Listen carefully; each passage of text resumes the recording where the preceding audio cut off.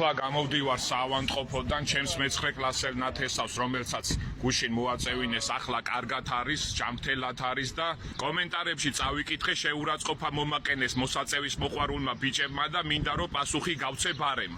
ბიორო საშინელებაა და ორგანიზმს ანადგურებს, ეს ყველა მიცით, რა თქმა უნდა, კლავს ორგანიზმს, ხოლო მოსაწევს რაც შეეხება ადებილებს ადამიანს, გაზარმაცებს, მუშაობის უნარს გიკარგავს და ჯაჭულს ხდის, ნუ ნებისყოფაზეცაა დამოკიდებული. თავარია შენ ყოველ დღეს მოსაწევი გქონდეს და ასე აკეთო ყოველ დღე. თუ ბოლომდე შეგითხრია, შემდეგ უკვე იწყებ ჩიჩქნას, ქექვას, ყოველ დღე ეძებ მოსაწევს, გავიწყდება ყველა და ცდილობ რომ ყოველ დღე მიიღო მოსაწევი. შემდეგ კი, როდესაც ფიქრობ, რომ ფული გაკტება და როდესაც იაზრებ, რომ მაგარი შარში ხარ, უკვე იხსენებ იმ ნათესავებს, ახლობლებს, მეგობრებს, Facebook-ზე წერ, 20 ლარი ყუ არა, გაკ 20 ლარი ყუ არა, გაკ 20 ლარი ყუ არა, გაკ ყოველ დღე იწყებ მათხოვრობას ფაქტობრივად.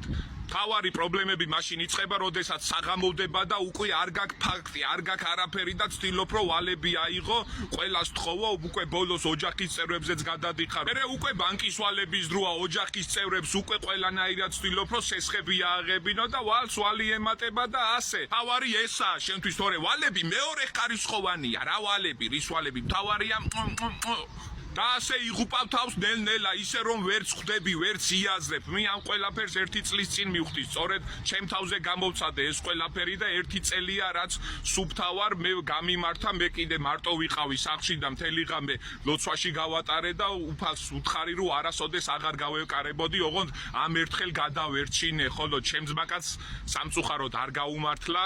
ქორწილში იყო, როდესაც მოწია და ისე ცუდად გახდა, რომ ვეღარ ლაპარაკობდა და ვიღაც კაცი მისულად ხოვნით, რომ ერთი ფოტო გადაეღო. ამას კიდე ხმაც კი ვერ გაუწია, ვერც კი მისალმებია ხალხო.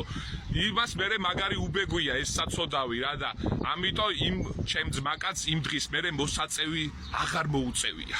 ამიტომ გთხოვთ ახალგაზრდებო, ჯანსაღად იცხოვრეთ, ჯანმრთელად იცხოვრეთ, მიხედეთ ცხოვრებას, ივარჯიშეთ, ისწავლეთ და წარმატებას მიაღწიეთ. მოსაწევს კი თავი დაანებეთ, ამას გირჩევთ მე პირადად. წარმატებები რა თქმა უნდა ყველას თავისი გზა აქვს, თავისი ცხოვრება აქვს და ყველამ გადაწყვიტოს როგორ წარმართოს თავისი ცხოვრება. წარმატებები ყველას. იმედია ჩემი მე-9 კლასელი ნათესავი არასოდეს აღარ გაეკარება მოსაწევს.